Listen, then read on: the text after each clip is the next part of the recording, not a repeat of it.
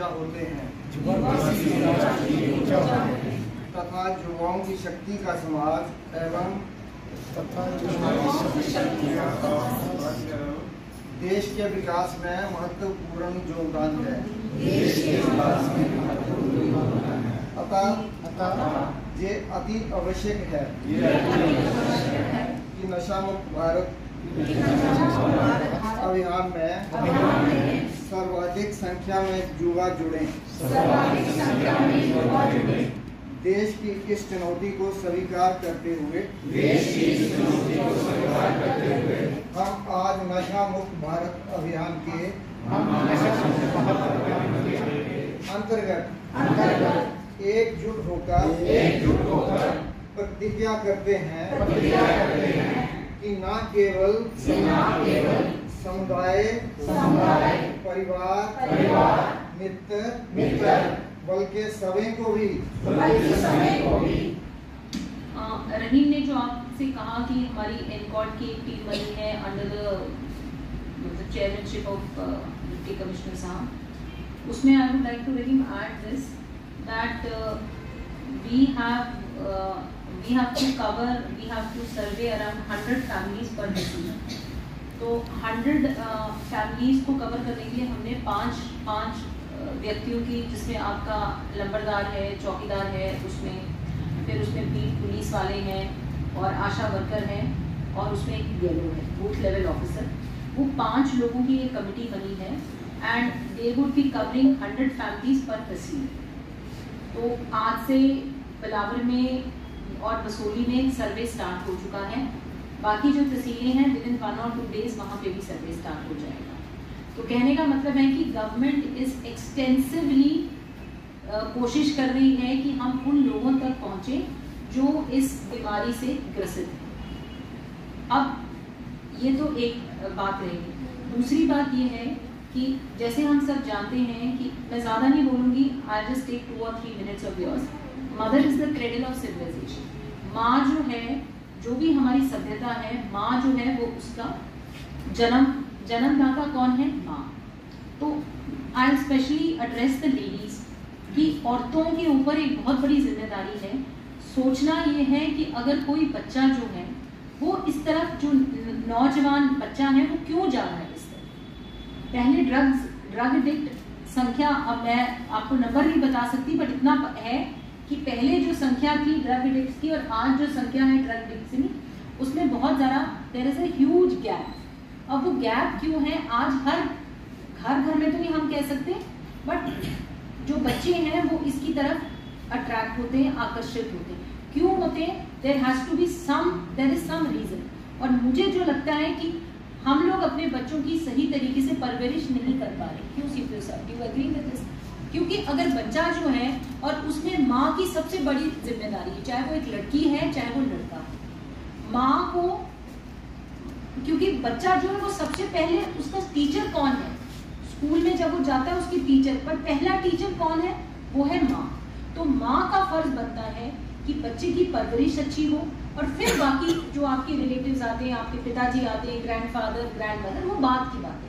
तो पहली बार जो माँ बनती है, माँ बनना एक रिस्पॉन्सिबिलिटी का काम है। तो हम जो लेडीज हैं, जो मैरिड हैं, जिनके घर में बच्चे हैं, छोटे हों या बड़े हों, हमें जो एक गैप आ चुका है फैमिली और बच्चे के बीच में, एक माँ या पेरेंट्स और बच्चे के बीच में गैप आ चुका है, we have to reduce this gap.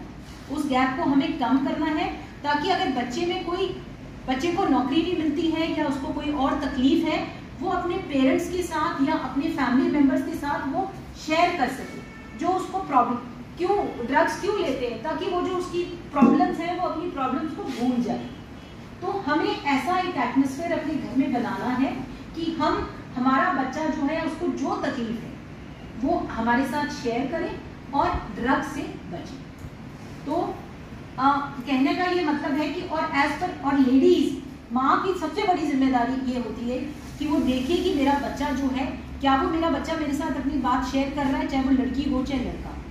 Because of non sharing, जो दूरी हमारे और हमारी बच्चों के बीच में आ चुकी है, उसकी वजह से more and more drugs have come into the society.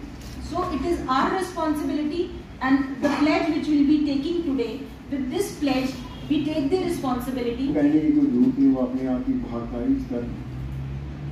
तो मेरा यही अनुरोध है अपने कठुआ वासियों से कि हर एक इंसान का ये फर्ज बनता है कि बच्चों की तरफ ध्यान दिया जाए।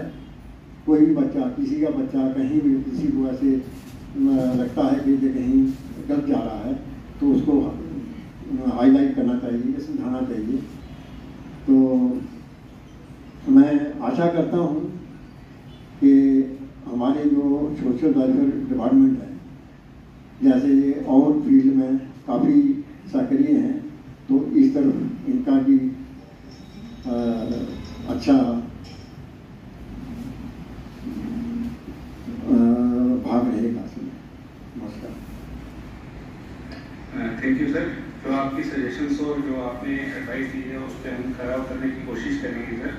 मैं आपको बता दूं कि जो हमारे डिस्ट्रिक्ट में एक नुकार्ड कमेटी बनी है और उसकी हर महीने जो है सर मीटिंग्स रहती हैं और प्लस उसमें डिफरेंट एक्शन पॉइंट्स दिए जाते हैं हर डिपार्टमेंट को, उस पर हर डिपार्टमेंट जो है खरा उतरता है।